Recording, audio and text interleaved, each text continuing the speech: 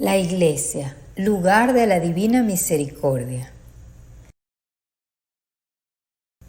La Iglesia es la institución, el signo y el instrumento por el cual hoy nosotros podemos encontrar la misericordia de Dios.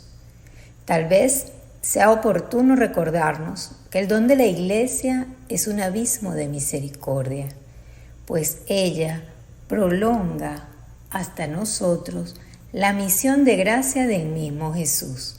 En cuanto nacida de la misericordia del Señor, ella es el canal del perdón.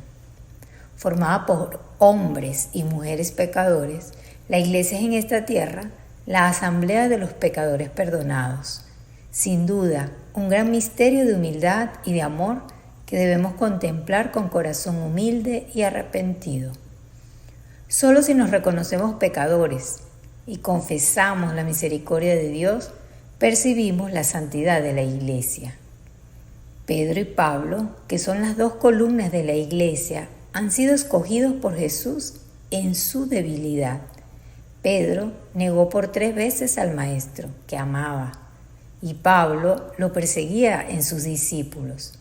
Y cada uno de ellos llegó a ser testigo de la misericordia de Dios.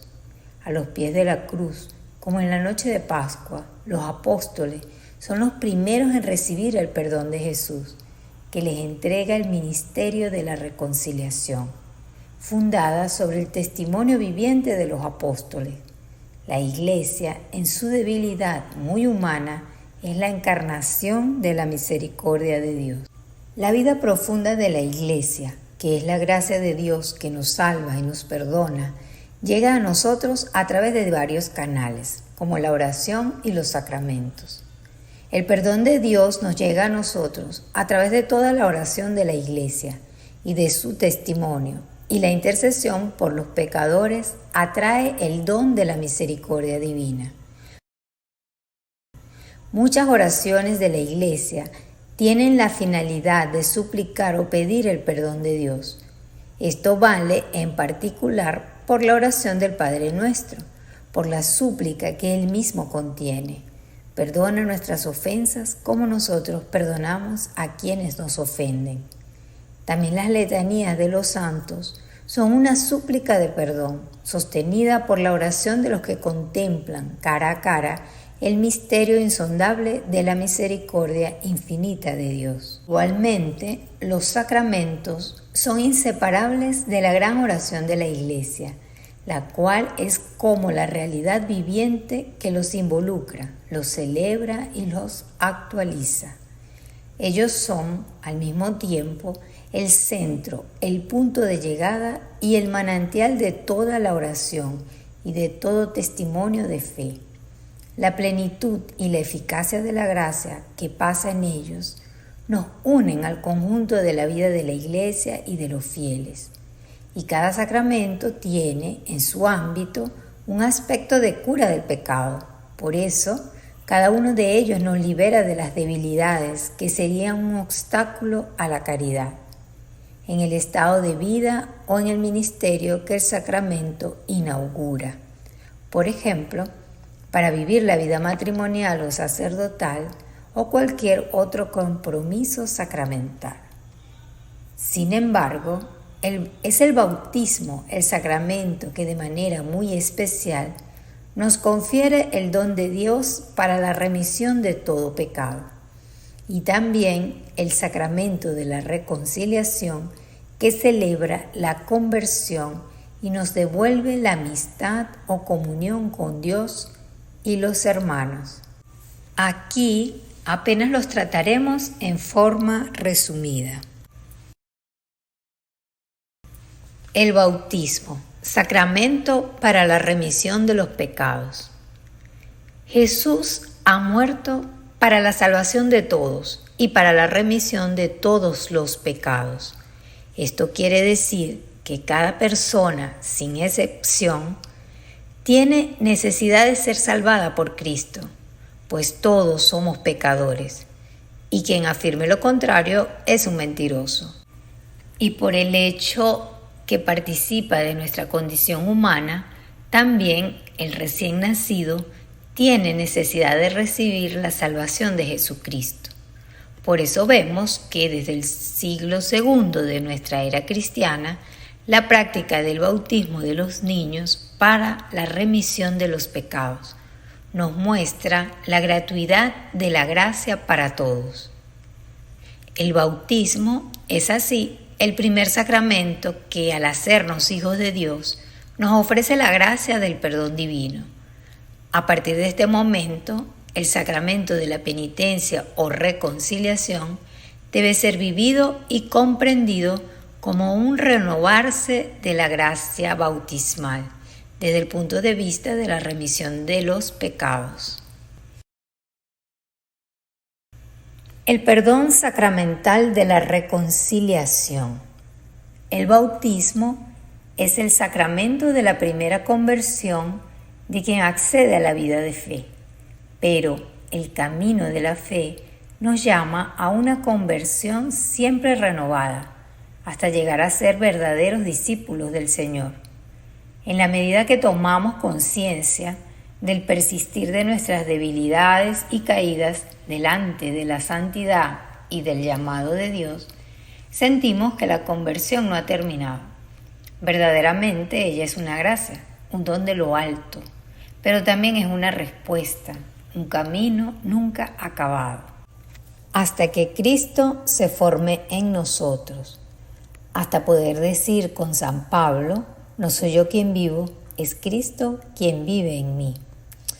Como el bautismo, el sacramento de la penitencia debe inscribirse dentro de un camino o itinerario de conversión. De hecho, la persona que recibe o celebra el sacramento de la penitencia está ya animada por un propósito de conversión, de cambio, de vuelta al Dios misericordioso. Por lo tanto, el perdón de Dios, del cual la palabra de la absolución es el instrumento típico, no es algo exterior con relación al camino del penitente, sino el don de Dios que nos capacita y ayuda en este camino de una continua conversión. En la celebración de este sacramento, Dios nos ayuda y nos capacita para volvernos hacia Él, dejando todo lo que sea obstáculo a la libertad de amar. ¿Quién perdona los pecados? El Catecismo de la Iglesia Católica dice expresamente: solo Dios perdona los pecados, porque Jesús es el Hijo de Dios. Dice de sí mismo: el Hijo del Hombre tiene el poder de perdonar los pecados de la tierra, en Marcos 2:10, y ejerce ese poder divino. Tus pecados están perdonados. Ejemplo, Marcos 2:5 o Lucas 7:48.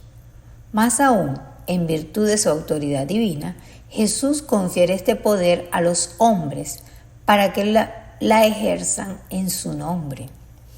Con esto queda claro que el sacerdote, como persona limitada, es un pecador, continuamente perdonado por Dios, y necesita él mismo celebrar este sacramento de la reconciliación. Pero para el cuerpo de Cristo, la Iglesia ha recibido con el sacramento del orden sagrado este poder de Dios. En cierto sentido, podríamos decir que el Señor quiso como humanizar este sacramento, hacer claro y concreto como un encuentro, pues cada uno, al escuchar la fórmula de la absolución, si está arrepentido y manifestó sus pecados, tiene la certeza de que Dios lo ha perdonado y le regala su paz. El papel de la Iglesia en el perdón de los pecados. Suele suceder con relativa frecuencia que una de las dificultades acerca del sacramento de la penitencia se refiere al papel de la Iglesia. ¿Por qué un cura, un hombre pecador, me tiene que perdonar los pecados? ¿No es muy curioso que Jesús haya confiado tal poder a los hombres? Si es Dios quien perdona los pecados, no basta con confesarme directamente con Él. Mis pecados se los manifiesto a Dios y no a otras personas pecadoras, etcétera, etcétera. Aquí debemos tener presente una realidad muy importante de la vida, que es la dimensión sacramental, de signo e instrumento, de la existencia humana y también de la cristiana. De hecho, nuestra vida está envuelta en lo sacramental, es decir, es por signos que nos sonreímos, nos damos la mano, nos hacemos regalos, hablamos. No hay otra manera de manifestar nuestros sentimientos afectuosos, dolorosos y gozosos. El beso de los esposos, el de los padres e hijos, el apretón de manos de los amigos, la felicitación, el regalo de cumpleaños, la celebración del matrimonio, el banquete festivo. Todas estas cosas muestran la necesidad total de los signos exteriores, la única manera de expresar y captar las realidades profundas. Ellos son los canales o mediaciones necesarios para expresar y captar las realidades profundas. Lo interior entre los humanos tiene que manifestarse. De lo contrario, no se puede establecer comunicación con el interlocutor. La religiosidad no puede prescindir tampoco de esta ley. En todas las religiones hallamos rituales que de un modo u otro expresan la comunicación espiritual. El cristianismo también tiene una gran realidad sacramental. La historia sagrada lo pone de manifiesto. Dios ha hablado con las palabras humanas que podemos entender. Se ha comunicado a través de los profetas. Y en la plenitud de los tiempos, su Hijo unigénito se ha hecho hombre. El Hijo de Dios ha sido uno de nosotros. Y a través de su iglesia nos ha dejado los sacramentos, signos eficaces para la salvación de los hombres y mujeres de todos los tiempos. Entre esos sacramentos está el de la penitencia. De todas formas, hay que añadir algo más. Debemos darnos cuenta del significado que tiene la Iglesia en la voluntad del Señor Jesús. No olvidemos que corresponde a nuestra naturaleza humano-social y a la realidad de que todo nos viene a través de mediaciones y no directamente del trascendente. Dios, acomodándose a nuestra condición humana, usa para nosotros realidades que podemos ver y palpar. Agua, pan, vino, aceite, voz, mirada. Y cuando estas realidades son usadas por la Iglesia, según la voluntad de Cristo y por la fuerza del Espíritu Santo, se convierten en elementos de santificación. De ahí que el Concilio Vaticano II declaró que la Iglesia es el sacramento universal de salvación, es decir, que ella es signo visible y eficaz de la realidad invisible de la salvación, que Dios pone al alcance de todos. Solo la visión equivocada de una religión desencarnada e individualista nos lleva a rechazar la intervención de la Iglesia en el perdón de nuestros pecados. Valorar la necesidad de los sacramentos y la importancia de la Iglesia es fundamental también para un mayor aprecio del sacramento de la penitencia o reconciliación.